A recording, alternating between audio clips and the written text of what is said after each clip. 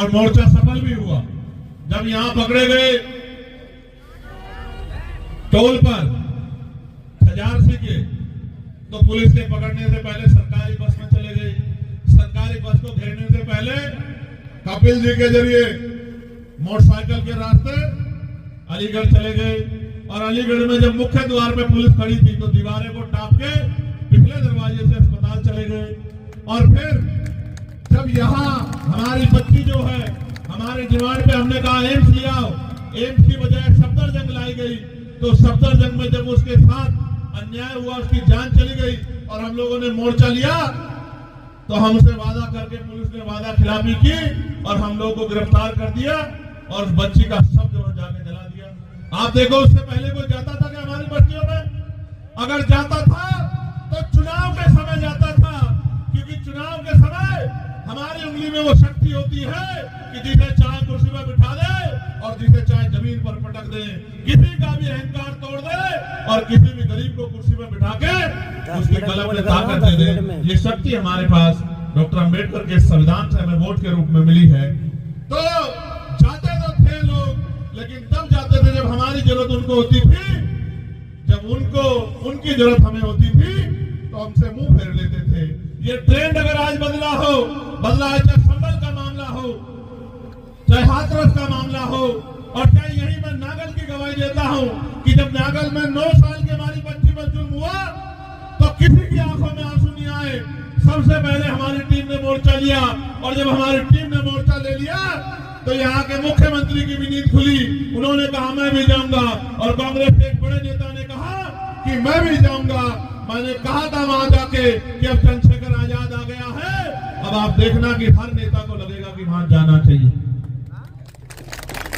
जो मीडिया भी उस घटना का नजरअंदाज कर रही थी, आपकी शक्ति के सामने मीडिया ने भी कहा कि अन्याय हुआ और उनको जेल जाना पड़ा। ये बात मैं आपसे इसलिए कह रहा हूं कि मैंने आप सर्द रातें बिताई हैं, चाहे सानी साइन बाग का आंदोलन हो या जामिया के बच्चों पर जब लाठियां पड़ी उनका आंदोलन हो, जिसके सामने हेडक्वार्टर का गिराव करके।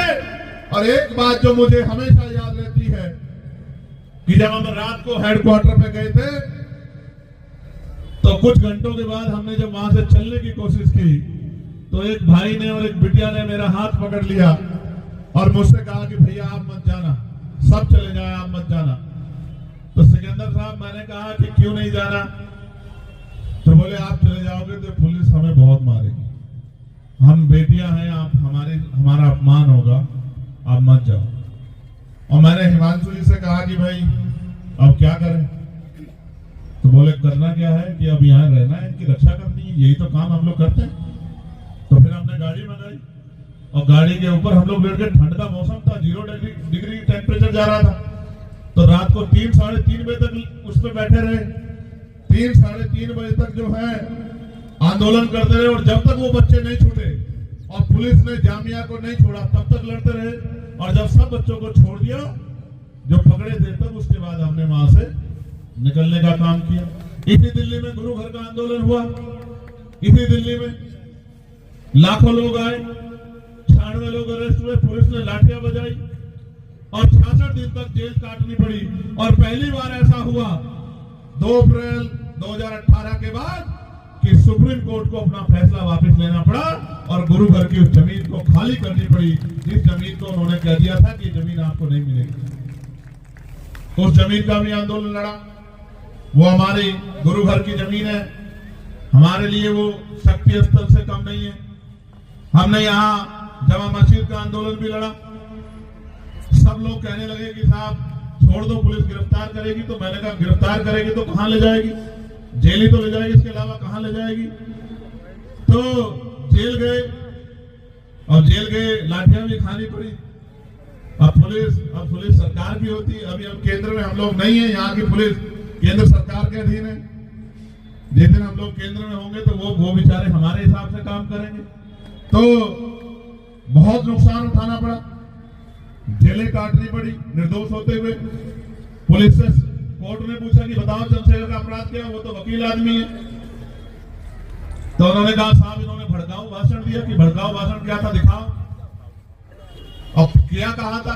कुछ नहीं, मैंने वहां कहा कि प्रस्तावना संविधान की पढ़ रहे हैं, कि ये संवैधानिक देश है और इसमें सभी के बराबर के अधिकार हैं, संविधान की प्रस्तावना कहती है। तो उन्होंने कहा साहब भड़काऊ भाषण कहा सुनाओ, तो सुनाने कुछ था नहीं, कहा साहब रिकॉर्ड नहीं कर पाए। बोले ये दिल्ली की पुलिस है, देश की राजधानी की इतनी हाईटेक पुलिस, ये रिकॉर्ड नहीं कर पाई तो कौन रिकॉर्ड कर पाएगा।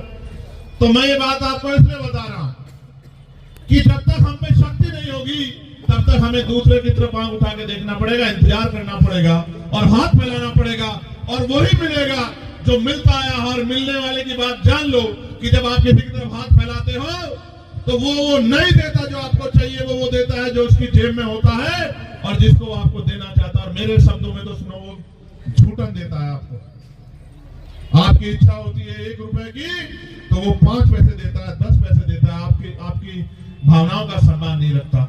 लेकिन जब बाबा साहब अम्बेडकर संविधान में हमें वोट का अधिकार देके गए हैं और इस वोट की शक्ति के आधार पे राजा महाराजा बड़े नेता जिन्होंने हमारी बस्तियां नहीं देखी, जिन्होंने हमारी परेशानियां नहीं देखी, हमारे घर नहीं देखे, हमारी तकलीफें नहीं देखी, हमारा भूखा पेट नहीं देखा, हमें गटर में उतरते नहीं देखा, हमें मार खाते नहीं देखा, हमें गटर में मरते नहीं देखा, 7,000, 12,000, 11,000 पे अपने बच्चों को पालते नहीं देखा, जिन्होंने हमें हमारी रोटियों को नहीं देखा, जिन्होंने हमारे खाली बर्तनों को नहीं देखा, जिन्हें आज भी हमसे गैर बराबरी का एहसास होता है, वो भी हमारे बीच में आते हैं, हमारी माओ के पैर छूते हैं, हमारी बहनों का हाथ पकड़ के कहते हैं कि आप मेरी बहन हो, हमारे घरों में आते हैं, हमारे बीच में बैठ के खाना खाते हैं,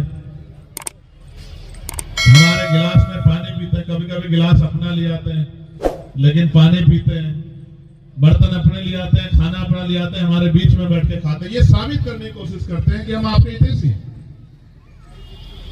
लेकिन जब आप पे जुल्म होता है, जब आपके अधिकार छीनते हैं, जब आप कहते हो कि ठेका नहीं होना चाहिए, संविदा नहीं होनी चाहिए, पक्की नौकरी होनी चाहिए जो संविधान कहता है, समान काम